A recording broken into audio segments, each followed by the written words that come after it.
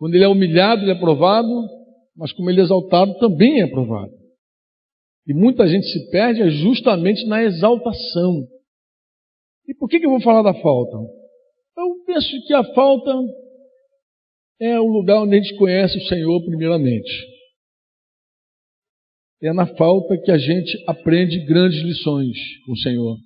E se a gente aprender bem a lição na falta, estou falando isso baseado nas próprias palavras que o Senhor declarou, se durante o deserto a gente aprende direitinho a lição de casa, quando chegar a hora da abundância, a gente não vai vacilar.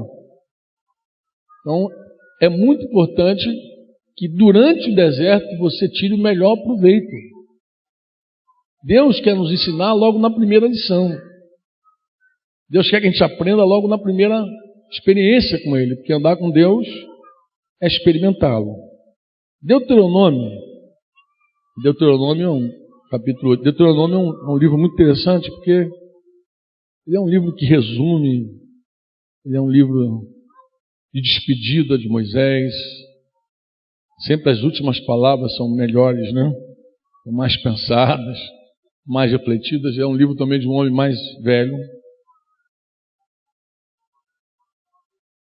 E ele parece que dá um reforço, é uma aula de reforço. Deuteronômio é uma aula de reforço para os judeus lá, para que estavam vivendo naqueles dias com Moisés, seus contemporâneos. Ele estava dando um reforço. E o capítulo 8 é muito interessante. Eu não sei se você já leu esse capítulo com carinho.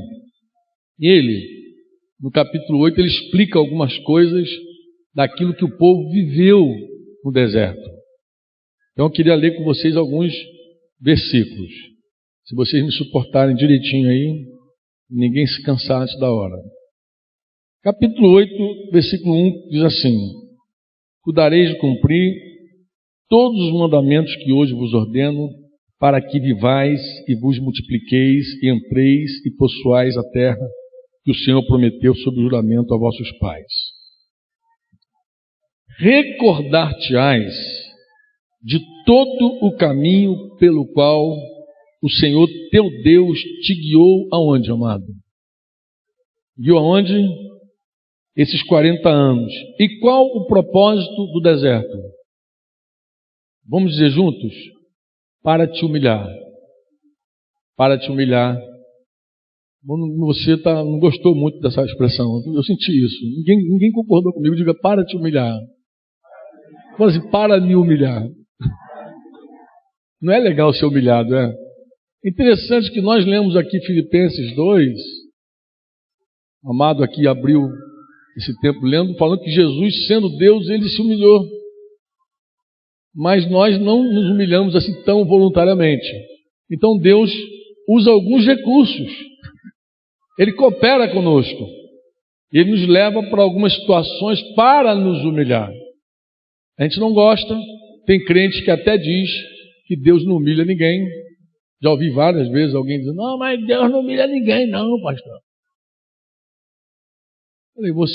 Ou você não conhece a Bíblia, ou você não conhece Deus, ou você não conhece nenhum dos dois.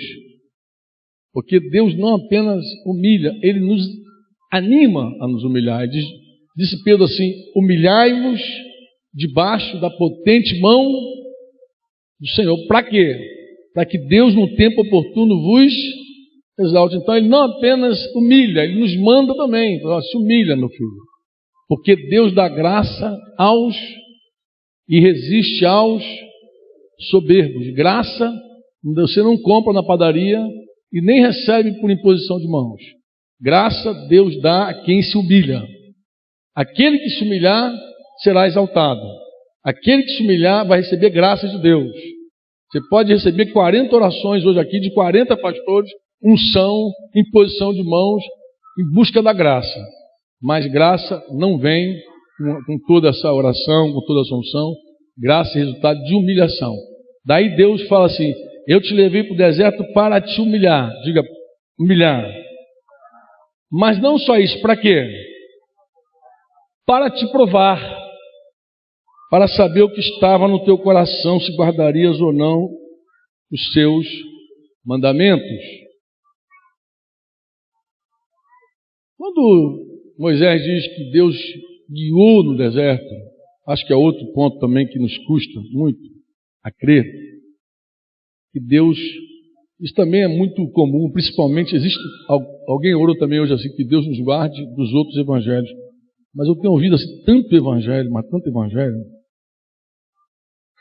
Tem muita gente que prega e diz que Deus não nos leva ao deserto. O deserto não está nos planos de Deus para a nossa vida.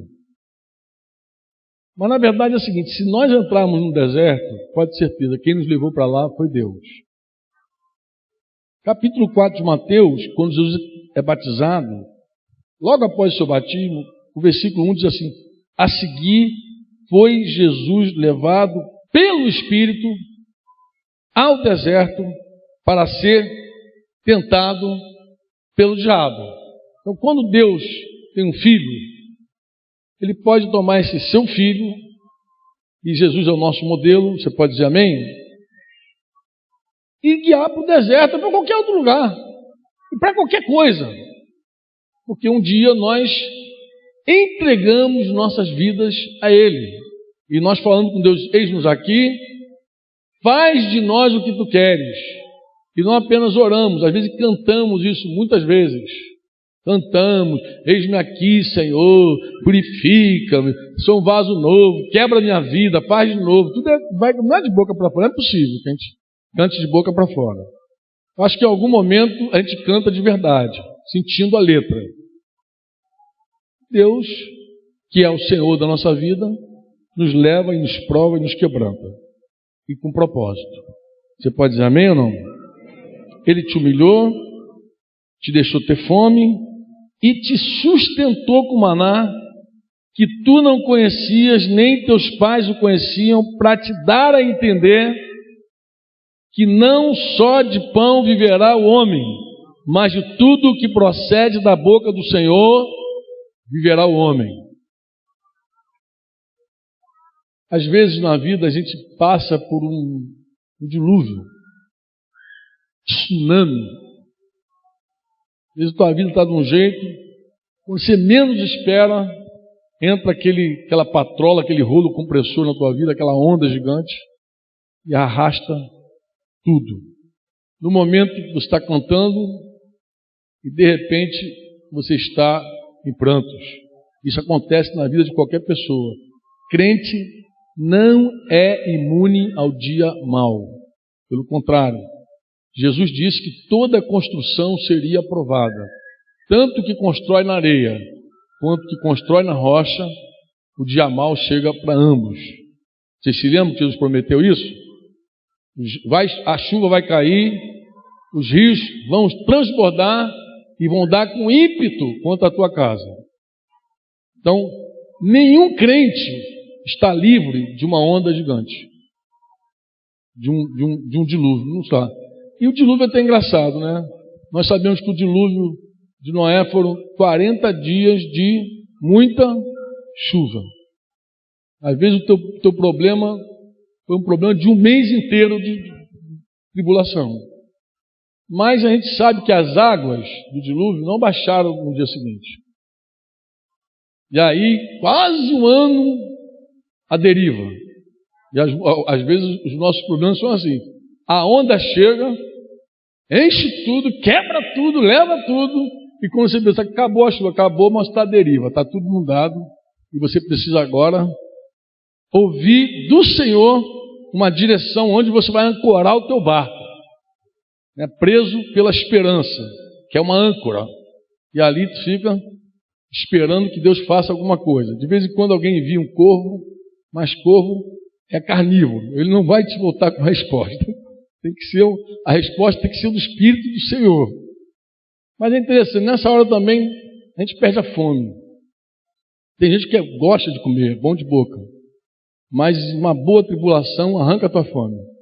Dá um gosto de fel na boca e você fica sem apetite e começa a jejuar. Não é porque você quer jejuar. Você jejua porque você não tem apetite, não tem fome. Você está angustiado, triste, pensando no problema. Acorda com o problema, dorme com o problema e pensando, Senhor, o que aconteceu isso? Chega até a perguntar ao Senhor onde tu estavas, que não viu esse negócio entrar na minha vida e me abater dessa forma. Fica esperando Deus fazer alguma coisa. Mas é justamente nessa hora também, que a fome vai embora, que começa a bater uma outra fome. Fome de ouvir Deus. Um desejo muito grande de que Deus fale alguma coisa. É até perigoso, porque a gente começa a correr para lá e para cá, quer ouvir todos os profetas e profetizas. É até perigoso. Mas é uma fome legítima, genuína. A gente quer ouvir Deus. Se falar que tem alguém em algum lugar falando da parte de Deus, eu vou lá. Quem sabe Deus tem alguma coisa para mim. É nessa hora que a gente descobre que a gente não vive só de pão. Que a gente vive, na verdade, é de toda a palavra, de tudo que procede da boca do Senhor. É um ensino maravilhoso. Quando a gente descobre que o que nos mantém de pé é a palavra do Senhor. Não é nem o prato vazio e não é nem o prato cheio. A gente precisa ouvir e cada vez que Deus fala é tremendo, é um consolo, é uma alegria, é um choro diferente, é uma esperança nova. É assim ou não é assim? Quem está passando ou quem já passou sabe exatamente o que eu estou dizendo. Mas